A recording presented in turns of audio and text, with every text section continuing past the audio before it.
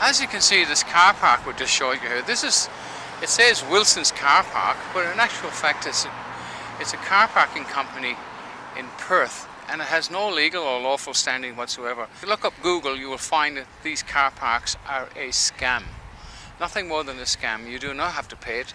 It'll give you a ticket saying, I'll show you a copy, it'll say $65, and if you pay before the end of the month, whatever the case may be, it'll if you don't pay on that time, it'll cost you $80. So it's a scam. The parking machine, I actually put, I thought I'd do the right thing, which in my opinion at the time was the right thing. So I put some money in there, and it cost me $14, and I was popping into an office for about 15-20 minutes, and I was rather upset by it. And I ended up getting a ticket, of course, 2 days later, and I'd done it again with the sole purpose of finding the guy who actually placed the ticket on, which I failed to do at the time, with the sole purpose of placing this man under arrest for tampering with my vehicle. Now, let's just quick read of this. You can freeze frame it to save some time, but let's just have a look at the ticket. And this is exactly what you get. The total amount of $65, and if you're really good and you pay it before the end of the date, if you don't do it by that time, it's going to cost you $80. So it's con job, 100% con job. Send it back to them and say no contract.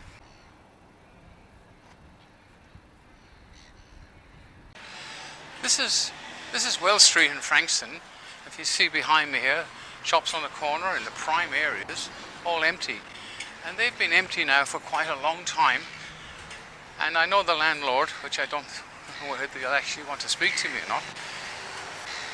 The possibilities of getting these premises rented again is absolutely impossible, because they're asking the rents from which they charged years ago, and now of course it's far too expensive, and not many people want to start a business up because our politicians which are not politicians, I call them polypoxers. Poly means there's many, and pox, well, we all know what a pox is. Well, they are a poxer society. They destroyed Frankston. Frankston was a thriving town. I mean, we talk about recessions and stuff, we look at the cities, we never talk about the small areas. Well, Frankston was a thriving place. It goes from one extreme to the other in demographics.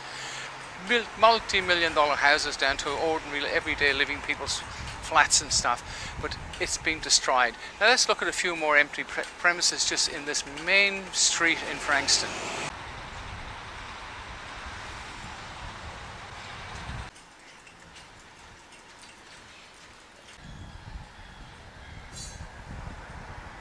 These particular shops have been empty for well over 3 years. You can see the vandals already got to it, and the landlord is in that he actually has a shop just here on the right, and beyond that is an empty space.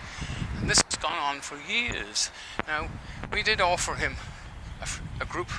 We offered him $1,000.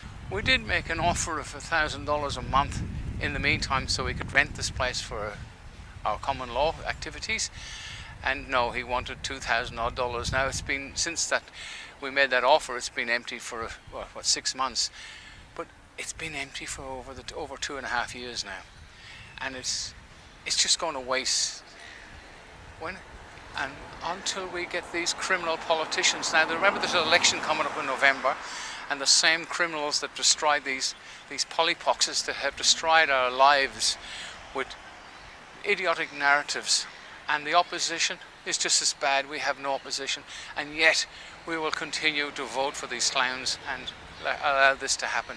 Let's look around Frankston a little bit more. Yes, it's all doom and gloom, but you can fix it.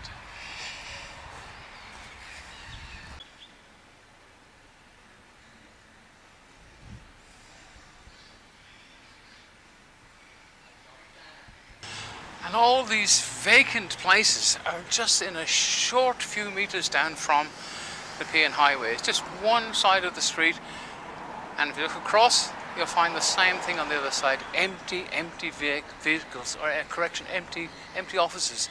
Upstairs, full of empty offices. Why? Because our economy has been destroyed by these polypoxes. So let's keep this. Let's do something about it. Support us, the common law court, to take these criminal polypoxes to account. It's now 3:20 in the afternoon on a Monday. One time behind us here in Frankston, these streets would be packed with people. Over on the other side there, we've got the cinemas, we've got shops, we've got the...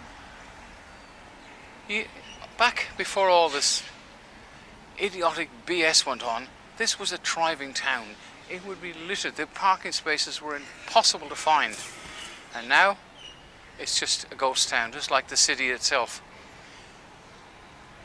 I mean, have a look. It's a sad state of affairs, and it's our fault we've allowed it to happen. But remember, there's an election in November.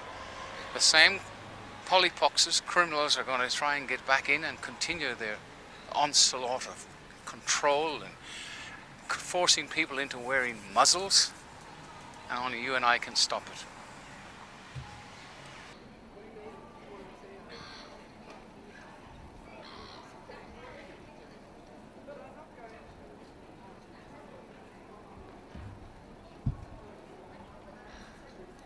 Now, there's hardly anybody here. A lot of the shops have gone, obviously, and for a Monday at, what time is it now? At what, 3:30 in the afternoon? This place would be packed, but there's only a few people walking around. If you can see, the cinemas are right up the end there. So it's always been a very busy place. The cafes will be thronged. People will be sitting outside. It is winter, but it's still a nice day. The sun is shining. But again, this town has been decimated by the idiotic narrative. So let's carry on looking around.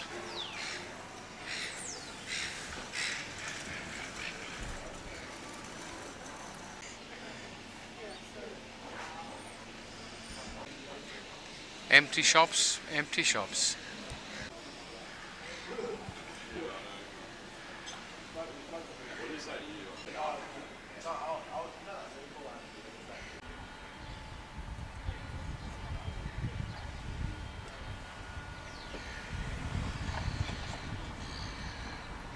As you can see, right on the corner across from the cinemas was a bank.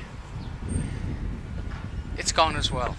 So all the traditional businesses that were in Frankston that people came out to and used every day have gone, closed down, for lease.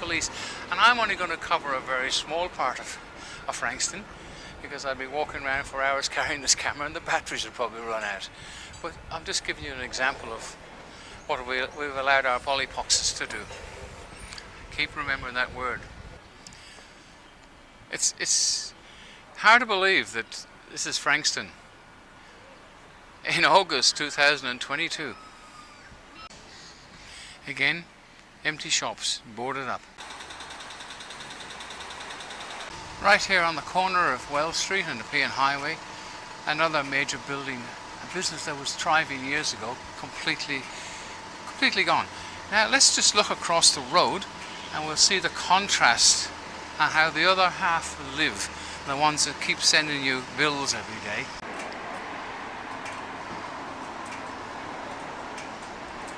Well, this is Cannock Creek behind me, and I'm going to sign off here in London News, sign off in Frankston. It's a beautiful sunny day. The beach is just down here to my, in the camera is that way, in reality it's that way. But anyway, thanks for watching, guys. Share this around a bit, and just think when you get a bill from the water board and from council rates, well, keep paying your rates, because they can sell your property out from under you without even giving you notice if you have in conflict with them. So be very careful with them. With fines and stuff like that, they're all private companies. And the next time you vote, remember, when you vote the next time, remember you're not voting for politicians, you're voting for people on a board. All polypoxes. Rotten to the core. Anyway, London News signing off from Cannock Creek in Frankston. Bye for now.